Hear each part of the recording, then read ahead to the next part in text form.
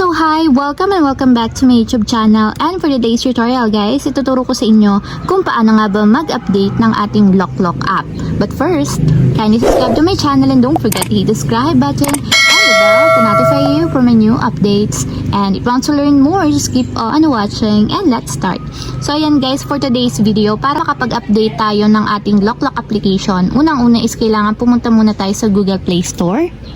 Then, dito sa Google Play Store guys, pumunta lang tayo sa search bar, then isearch natin dito yung LokLok. So, type lang natin. Then, open natin yung application. So, ayan guys, pagka-open ng application na LokLok, makikita nyo kung hindi pa updated yung inyong app, ganito yung lalabas. So, nakalagay dito is update sa right side niya. So, tap lang natin yung update para ma-update na siya sa ating mobile phone.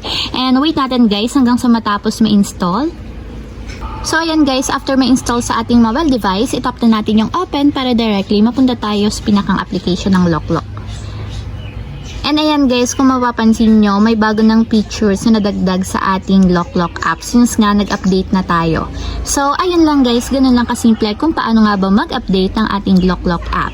If you have a question, kindly comment down below and don't forget to hit the subscribe button and the bell to notify you for new updates. And thank you for watching! Living life, every day, late at night, not okay.